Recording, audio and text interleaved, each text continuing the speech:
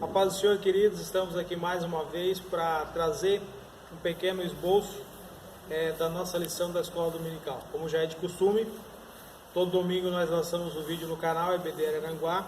Você aí participa através do canal e das mídias, Facebook, enfim. Quero convidar você a se inscrever no nosso canal, a compartilhar esse vídeo, a curtir lá. E que Deus venha abençoar a sua vida através desse trabalho. Antes de dar início aqui à lição, eu quero apresentar o nosso convidado de hoje, o pastor Lucier Freitas. O senhor pode dar a sua saudação, depois eu... Amém, a paz do Senhor a todos. É uma alegria estar participando nesta oportunidade desse canal. Tem a intenção, a prerrogativa de dar algum tipo de suporte até para os professores que trabalham com a EBD, não somente aqui no campo eclesiástico de Araranguá, mas também todos aqueles que estão agora conectados em rede, né? Isso. Deus os abençoe. O nosso desejo é que você aproveite o melhor aqui das falas, dos apontamentos compartilhados, a fim de que a gente possa ter a sensação de que a gente contribui de alguma maneira para lhe auxiliar no entendimento dessa lição número 11, que vai falar sobre a vida de Maria, a mãe de Jesus, uma serva humilde. Nossa lição é a lição de número 11, será ministrada no dia 11 de junho de 2017, que é o dia do pastor. Já quero lhe parabenizar, o dia do pastor. Muito obrigado. Também a todos os pastores que estão assistindo. O nosso tema, como o pastor já falou, o título é Maria, mãe de Jesus, uma serva humilde. Nosso textuário está baseado em Lucas, capítulo 1, versículo 38, que diz: E disse então Maria: Eis aqui a serva do Senhor, cumpra-se em mim segundo a tua palavra. E o anjo ausentou-se dela. Nossa verdade prática diz: Maria, mãe de Jesus, nos deixou um exemplo elevado de humildade e de submissão à vontade de Deus. Nós temos os nossos objetivos gerais, o objetivo geral, por exemplo, que é apresentar Maria, mãe de Jesus, como um exemplo de humildade e submissão à vontade de Deus. A vida dela é uma representação dessa humildade. Não é uma humildade falada, mas sim representada através da sua vida, dos seus atos. O primeiro tópico, para o professor ficar atento aí, analisar o perfil de Maria, mãe de Jesus. O segundo tópico da lição é a elevada missão de Maria. E o terceiro ponto é apontar o papel de Maria no plano da salvação. Aí é para a gente ficar atento, porque é um assunto muito importante para nós, Eu já vou passar para o pastor Luciano em seguida. Eu antes só quero registrar, a gente dar essas pinceladas aqui referentes aos objetivos, e nós estamos aí num dia posterior ao nosso CAPED. Nós tivemos o CAPED aí, foi bênção, o senhor participou na sexta-feira conosco aqui, e a gente está trazendo esse material para auxiliar o professor, como aqui já foi frisado, Então eu queria agradecer aos irmãos que participaram do CAPED. E pastor Luciano, quem foi Maria? Veja bem, uma jovem judia e cuja biografia já se desenrola num contexto extremamente problemático. Primeiro porque ela tinha aproximadamente 12 a 13 anos quando conhece José. E eles estavam noivos, sendo que havia um tempo prescrito dentro da cultura bíblica entre noivado e casamento. O indivíduo noivava, ele tinha aproximadamente um ano para construir algum ambiente para poder casar-se. O problema é que nesse intervalo, vivendo numa pequena comunidade, numa pequena aldeia, extremamente marcada por rigidez moral e religiosa, Maria chega para José e diz: olha, tem um segredo para te contar. O que é? Eu estou grávida. E o senhor não vai acreditar quem é o pai. Quem é? Deus. É extremamente problemático, porque isso por si só, essa condição lhe colocava sob sérias possibilidades de apedrejamento, Um ambiente cultural que tinha leis muito rígidas com relação à sexualidade e o uso dela antes do contexto do casamento. E, acima de tudo, estamos falando de uma das mulheres mais interessantes e intrigantes da história, Uma mulher simples, jovem, de uma aldeia remota na Palestina, que é um fenômeno de culto religioso em volta de todo mundo. Para você ter uma ideia, dentro dentro de contextos totalmente diferentes do contexto religioso cristão. Não estou falando de catolicismo, protestantismo e pentecostalismo, a princípio. Estou falando de outras culturas. Dentro da própria cultura islâmica existiu um culto de mulheres islâmicas a Maria, né? É um movimento, eu fiz questão de pegar o nome aqui, coliridianismo. No século IV, mulheres se reuniam e ofereciam a Maria bolos, né? Bolos e tortas. A palavra coliridianismo descreve, na verdade, uma palavra árabe para tortas, né? Então, para você ter uma ideia, ela conseguiu tornar-se alguém de extrema importância. Então, temos que olhar Maria não apenas como uma mulher, mas como uma mulher extraordinária. E nesse aspecto a gente precisa olhar ela sob 3 olhares. O olhar católico, que é o olhar místico, né? Houve toda uma construção em torno dessa pessoa, essa pessoa singela, mas que foi revestida de atributos, que daqui a pouco a gente vai falar sobre eles, são incompatíveis com a condição humana. O reformado, né, que é o histórico, né, que é a tentativa de uma leitura histórica a partir de um movimento marcado na história, de busca histórica dos personagens bíblicos, e também um olhar pentecostal, que é chamado de devocional, né? Existe uma ojeriza muito grande do povo pentecostal em relação a essa pessoa, que é a pessoa de Maria, né? Mas a gente tem que entender, antes de mais nada, que no útero dessa jovem hebreia estava em andamento a plenitude das maiores e antigas promessas messiânicas. É que está em Gênesis 3:15, quando Adão e Eva pecam, o texto bíblico fala sobre uma promessa de nascimento do Messias. E é no ventre dessa mulher que nasce o Messias. Então ela não é uma pessoa também comum. Por essa razão é que o catolicismo deu a ela o título de Theotokos, em grego, né? Que é Mãe de Deus. Porque de fato Jesus, ele diz que o verbo se fez carne, habitou entre nós e vimos a sua glória, como a glória do unigênito cheio de graça e de verdade. De fato, Jesus também era Deus, e isso ele deixou claro a partir dos seus sinais e do seu ministério. A questão é que existe toda uma construção, um engendramento teológico equivocado por parte da Igreja Católica em cima dessa pessoa, e a transforma numa figura extremamente mística. Para você ter uma ideia, é a partir do contexto católico que se constrói e se atribui a Maria o estado de virgindade perpétua, né? A Bíblia a descreve como uma virgem que é visitada pelo anjo Gabriel, que também tem toda uma representatividade dentro da cultura bíblica, né? Tem uma ligação muito forte com a cultura bíblica e com o povo de Israel. Uma virgem. A palavra virgem em grego é paternos, né? Mas o catolicismo, não satisfeito com isso, acrescenta ali um prefixo, né? Chamando ela de eipaternos, ou seja, virgem perpétua. A ideia, a proposta do catolicismo, inclusive isso foi ratificado por Joseph Ratzinger, que era então secretário, que liderava a congregação para a doutrina católica antes de assumir a função de Papa da Igreja Católica, ainda sob os cuidados de João Paulo II, Karol Wojtyla. Ele reafirmou de forma muito clara que precisávamos resgatar na mente da cristandade a ideia clara de que Maria permaneceu virgem por toda a vida. O problema é que, se você pegar o texto bíblico grego, ele vai falar de muitas maneiras sobre outros irmãos de Jesus. E até onde a gente sabe, é impossível alguém permanecer virgem tendo filhos, né?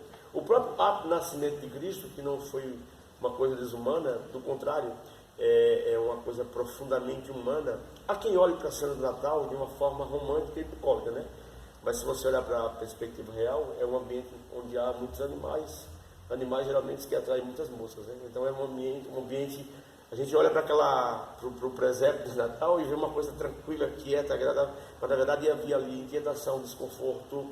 Então, nesse contexto aí é que nasce com as dores comuns de uma parturiente, com as dores de parto normais, nasce Jesus e Maria. E o nascimento, que na época não existia a técnica, o método cesariano, né? Então, naturalmente, isso arrebenta naturalmente o ímpeto. E assim, abrindo um parênteses aqui, né, até para você ter uma ideia, dentro do estudo da natureza humana, nós temos 11 tipos de virgindade, né? Existe um tipo de virgindade que só se perde, só se rompe esse ímã com o nascimento de filhos, né? Então, isso aí, em virtude desse desconhecimento, algumas mulheres foram punidas ao longo da história por essas questões. Então, existe o olhar católico, né? E existe todo um asco, né? Todo um sentimento de insatisfação provocado pela influência católica e como ela foi adornada com algumas doutrinas. Inclusive, para você ter uma ideia, a ela foi atribuída historicamente pelo catolicismo a ideia de que ela era imaculada, ou seja, negou-se a ela a participação no pecado original. O que é extremamente problemático, porque isso, uma vez que eu incluo alguém nessa condição, eu estou contrariando toda a teologia paulina. Paulo diz que todos pecaram e destituídos estão da glória de Deus. A partir do momento que eu incluo alguém nisso aí, eu quebro toda uma cadeia natural e por isso eu estou pondo em dúvida a questão do pecado original. Inclusive, representantes da Igreja Católica, em alguns momentos já fizeram isso. Tá? Um dos padres muito respeitados e conhecidos no Brasil pelas suas canções, que é o padre Zezinho, né? Famoso. Inclusive, tinha crentes que até cantavam algumas canções dele ligadas à família. Ele chegou a dizer o seguinte: os católicos precisam ser recristianizados. Nós precisamos arrancar o mito de Adão e Eva e da queda original na mente deles. Tá certo? Então existe toda essa problemática e é nesse contexto que nasce também a igreja cristã pensando, né?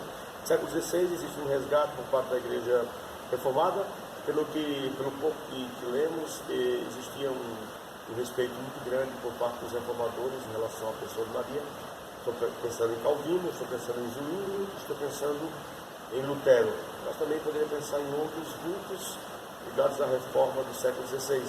Mas pelos seus escritos, pelas suas obras, sabe que havia uma relação profundamente respeitosa em relação, não havia esse ataque difamatório à pessoa de Maria, né? Havia um respeito. E se recuarmos algum tempo pré-reforma, pensando em Savonarola, entre outros nomes, na verdade, alguns deles chegavam a ter um olhar, uma leitura extremamente mística de Maria. E, de fato, em torno dela construiu-se toda uma estrutura de culto, né? Então a gente tem que entender essa questão a partir da leitura dos evangelhos. E a forma de fazer isso é a gente entender as construções históricas e religiosas que foram feitas em torno dessa pessoa, essa jovem hebreia, galileia, né? Hebreia, na verdade, a Maria, que é um nome comum, vem do hebraico Miriam, né? E a gente regressar ou voltar o nosso olhar para os evangelhos, fazer uma leitura dos evangelhos dela, e isso nos permitirá o resgate dessa pessoa. E com relação ao contexto pentecostal, que é o nosso, onde a gente está inserido, existe, na verdade, uma antipatia muito grande, né? Houve um momento na história da pregação pentecostal que pregar era combater justamente de forma veemente, clara, né, o catolicismo. Na verdade, podemos dizer que existem muitas e profundas heresias dentro do catolicismo, mas a maioria, a mais crônica, a mais aguda delas, é justamente alimentar toda uma estrutura de culto e liturgia em torno do culto à pessoa de Maria. Claro que isso tem todo um interesse de ordem puramente econômico, né? Tá certo? Agora a pergunta que leitura os pentecostais, os pentecostais fazem da pessoa de Maria? Primeiro, existe uma profunda desinformação. A gente tem que entender que a fé bíblica é uma fé histórica. Então, existem aí 2000 anos de produção literária acerca dessa personagem, né? Tanto do lado católico, reformado, como pentecostal. Eu cheguei a ler um livro católico, quando me converti, não tive interesse em tanto grande, produzir um trabalho chamado Catolicismo Romano, uma fé em crise, e lancei um olhar histórico sobre essa questão de Maria, e encontrei um livro chamado Maria, de Gênesis ao Apocalipse, né? Inclusive o catolicismo interpreta a mulher vestida de sol do Apocalipse como se fosse uma referência a Maria. O que nós sabemos que na verdade é uma referência à igreja, né? Ou, pelo olhar mais judaico, também em relação à nação de Israel, tá certo? Então a gente tem que ter esse olhar de corrigir esses equívocos, porque eles vão sendo reproduzidos em cânticos. Uma das formas mais eficazes de se transformar uma heresia em crença, em senso comum, é a partir da música, né? Se usa muito a música como veículo de divulgação de verdades teológicas, de saberes bíblicos, né? Então a gente tem que ter esse cuidado. Então a questão é o seguinte: olhando pela perspectiva histórica católica, né? Pela reformada, pela pentecostal, a gente tem que ter o seguinte: primeiro, a gente deve evitar a devoção que existe. Existe a devoção no mundo católico, né?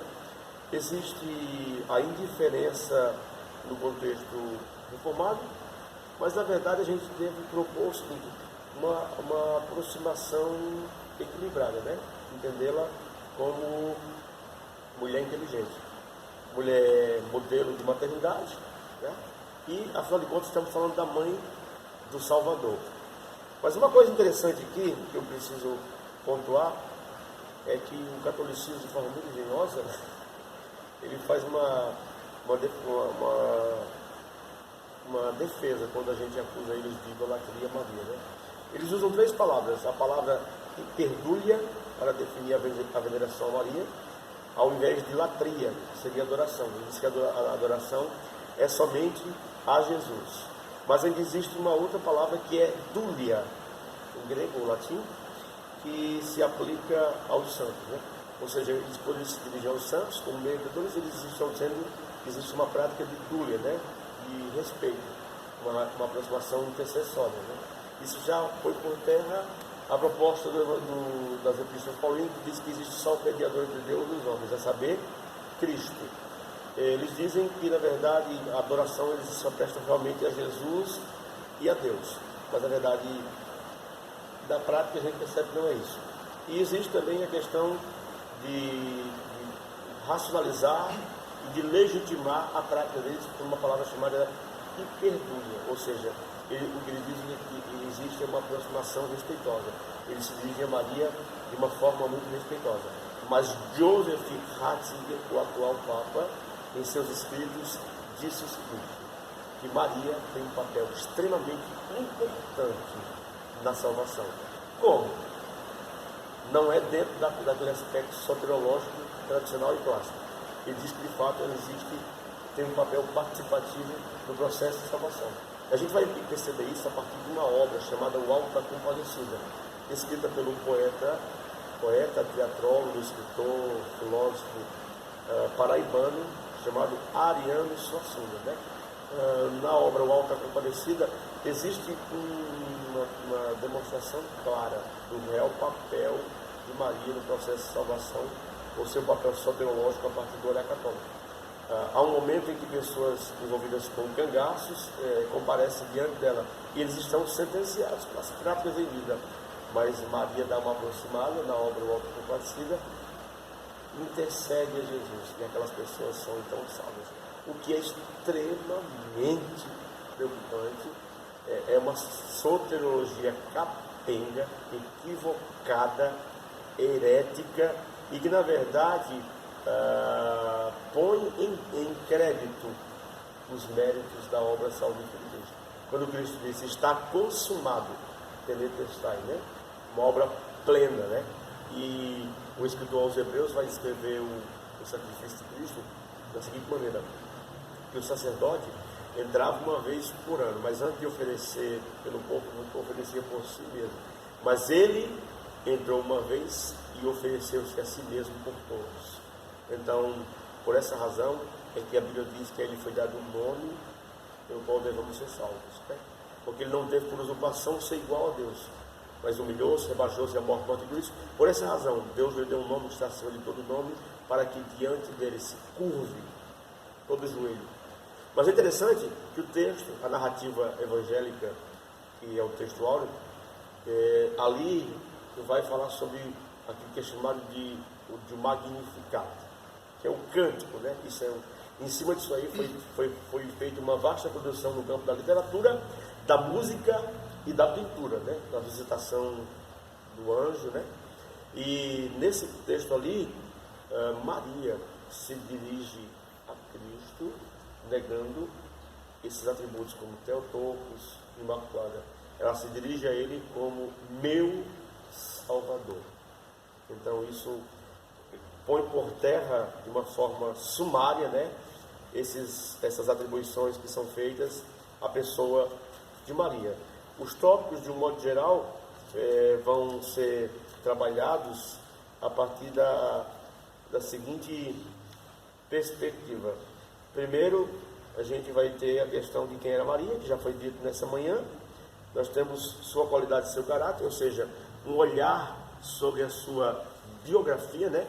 E a biografia me permite um olhar sobre o seu comportamento psicológico.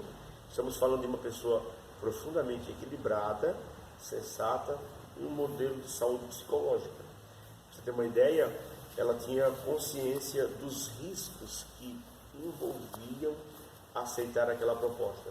Quando no seu mundo as moças se conservavam virgens até o casamento, na esperança de serem a mãe do Messias. E quando o anjo se dirige a ela, a chama de bem-aventurada, né? Agraciada, alguém que foi alvo do favor de Deus.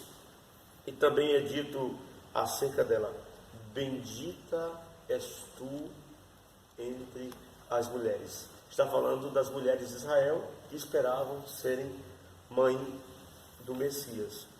O que eu acho interessante, e aqui eu faço um apontamento que tem uma tônica talvez um pouco ácida com relação à questão da religiosidade. Todo o vaticínio profético acerca do Messias era conhecido dos sacerdotes, dos profetas e dos judeus. Mas quando Jesus resolve, de fato, nascer, aquilo que Paulo chama de chegando à plenitude dos tempos, a Bíblia diz que Deus não se dirige a nenhum judeu, a nenhum profeta. Ele se dirige a 3 ou supostos astrólogos, magos, pessoas que eram uma espécie de exegetas celestiais, né? Que interpretavam o comportamento dos corpos celestes. E esses homens têm uma disposição tão grande de seguir aquela estrela, há neles uma prontidão, uma capacidade tão profunda de continuar por dias a fio sendo guiado por aquela estrela, que Deus se revela, em primeira instância, como Messias a 3 pagãos. É um detalhe que me chama profundamente a atenção. Uma segunda coisa, essa questão que o comentarista faz, de que ela o vê chegar como seu bebê e viu morrer como seu salvador. Isso é muito interessante. E uma coisa que deve ser dita nessa manhã sobre suas qualidades, além da sua sanidade psicológica, é a sua humildade. Porque ela diz assim: cumpra-se então a palavra do Senhor sobre mim. Ela se dá por grata, agradecida, e ela tem consciência dos riscos, porque a primeira coisa que eles precisam fazer é fugir, porque as pessoas, nem os mais próximos, iriam entender aquele momento. De fato, a gente espera muito por visitações de Deus, mas quando elas vêm, e da forma que vêm, e usando as pessoas que Deus quer, elas nem sempre serão compreendidas. Então envolve todo um processo de risco, de fuga, de rearranjo, até que haja um processo lento de aceitação. Deus escolheu Maria, tópico 2, para ser a mãe do Salvador. De fato, estamos falando de alguém que é de fato a mãe de Deus, né? Mas não na mesma perspectiva que o catolicismo apresenta, como usando a palavra Theotokos, né? Mãe de Deus. Ela é a mãe do Salvador e de Deus no sentido humano, né? Porque de fato, Jesus como homem não tinha pai, né? Como Deus não tem mãe. Porque a Bíblia diz que ele é filho da eternidade. Jesus é filho da eternidade, certo? De eternidade a eternidade ele existe, né? Então isso são tentativas de entender a humanidade de Cristo, como também a sua divindade, e isso tem toda uma produção teológica ao longo dos séculos, que causou muita polêmica, muita confusão, muita briga, muito cisma, né? Essa questão das suas duas naturezas. O anúncio de que Maria, de que seria a mãe do Salvador, causou admiração, causou espanto, certamente, né? E acima de tudo, envolveu toda uma logística de fuga. Eu acho isso interessante, toda uma logística de fuga, porque eles fogem para o Egito, para que se cumpra a profecia do Egito, chamei o meu filho, certo? Maria, uma mulher e mãe. Maria soube comportar-se como verdadeira mãe. Teve um papel tão interessante. E quando Jesus, já adulto, já de volta, já regressa, né, há todo um silêncio há cerca de aproximadamente 30 anos da vida dele, né? Mas quando ele volta, ele está numa festa entre o povo, né, da Galileia, festa de Canaã, né, da Galileia.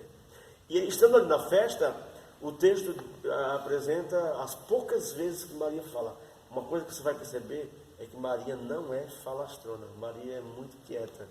É um perfil psicológico separado. Ela fala pouco. Ela interroga Jesus acerca da falta de vinho, né? E é interessante que ela dirige-se na certeza de que Jesus pode fazer alguma coisa. E também, quando volta do diálogo com Jesus, ela fala algo profundamente interessante. Fazei tudo quanto ele vos disser. De fato, ela tinha ideia de que estava lidando com o Messias.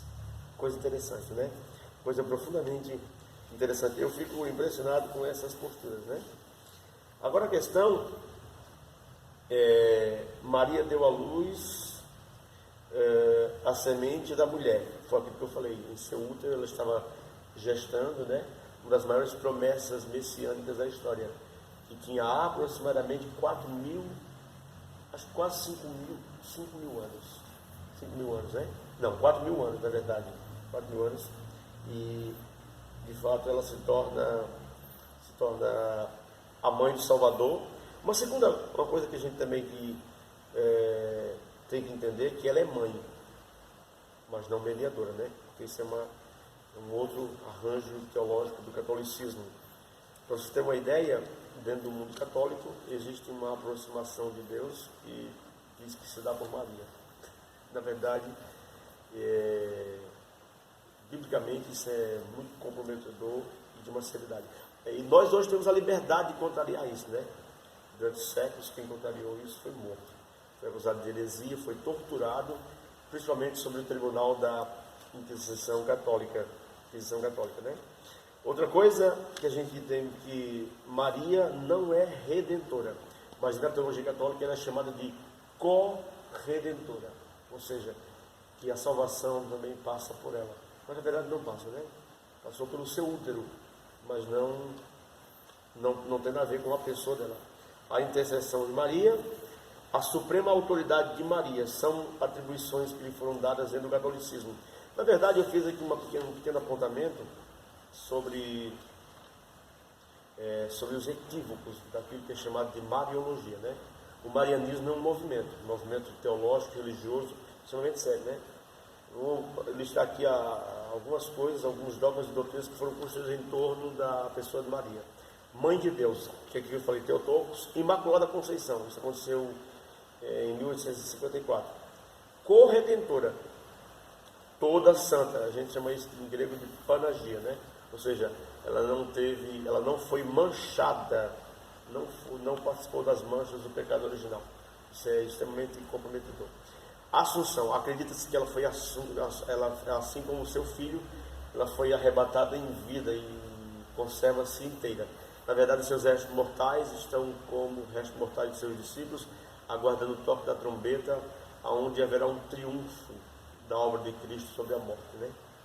E mãe da igreja, na verdade, ela não é mãe da igreja, né? Na verdade, a Bíblia até chama alguém de mãe de todos os homens, que é Eva, né? Ela é mãe do Salvador. E engraçado, você tem uma ideia, que é um momento em que a fama de Jesus cresce tanto que aproximar-se dele torna-se uma coisa difícil.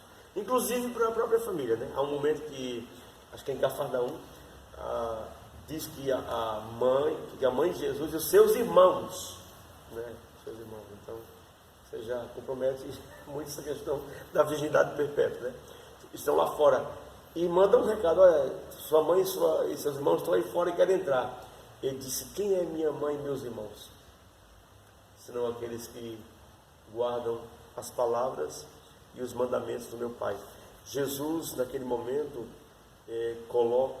deixa uma coisa bem clara: a graça nivela todo mundo. Todo mundo é criatura e objeto de salvação de Deus. Assim como o pecado também tem a capacidade de nos rebaixar a condição de descendentes de Adão, né? Por isso que ele é chamado de um novo Adão, porque no primeiro Adão estamos mortos, no segundo Adão somos ressuscitados. Um outro atributo que foi dado a ele chama-se, não é dominação, é dominação. Essa é uma crença, uma construção religiosa, ideológica católica, que diz que Maria, antes de morrer, ela não provou a morte, né? Ela entrou em estado de sono profundo. Olha, haja engenhosidade, né? E para a gente terminar, vale lembrar que nem sempre Maria teve só admiradores, né? Ela teve inimigos também. No século II existia um filósofo grego chamado Celsus, defensor do politeísmo, e ele sugeriu que Jesus era filho ilegítimo de um soldado romano chamado Pantera. Isso aí foi uma das primeiras polêmicas cristãs em torno da pessoa de Maria.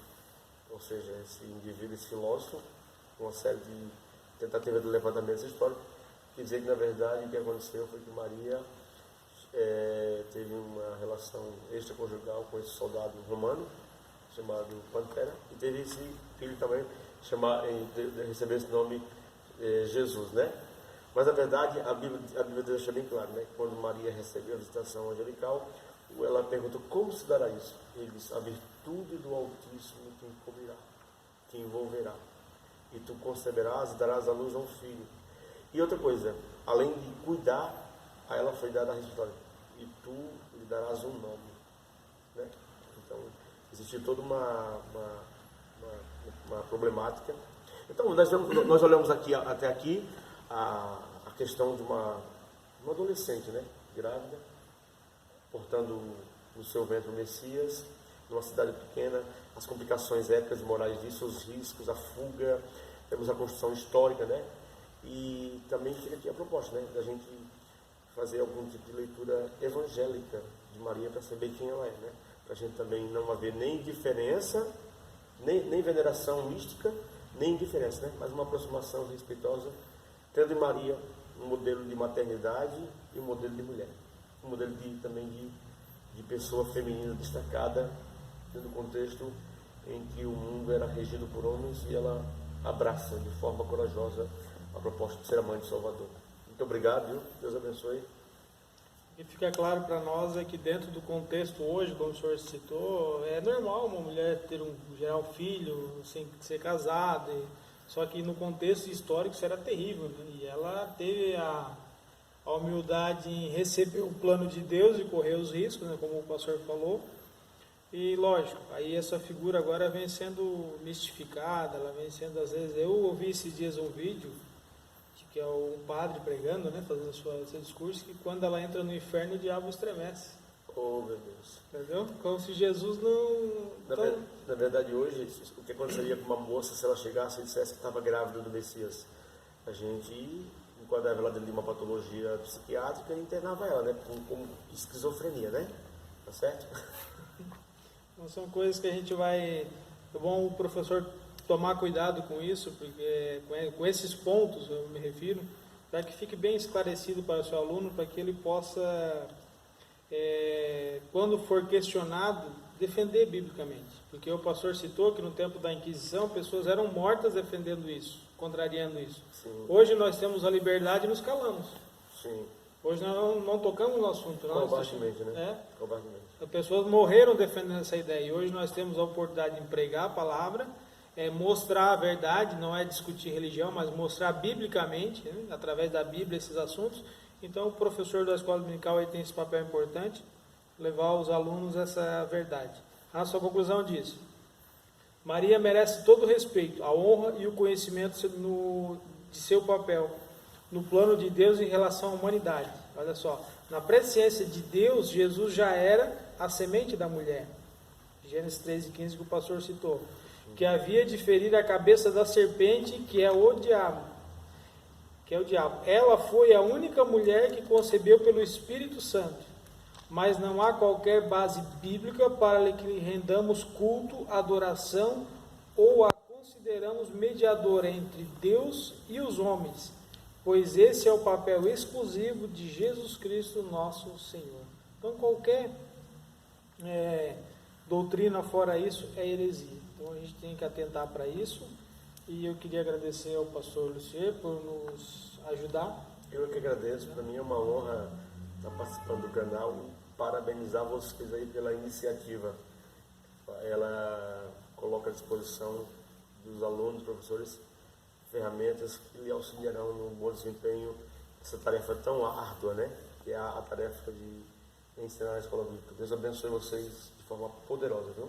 Bem, então eu queria me despedir de vocês, agradecer a você que assistiu até agora.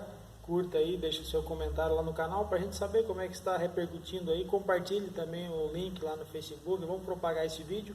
E no final do vídeo, acredito que vai ter um banner aí do pastor Lucier com os contatos para palestras e pregações aí. E eu recomendo. Deus abençoe. Obrigado.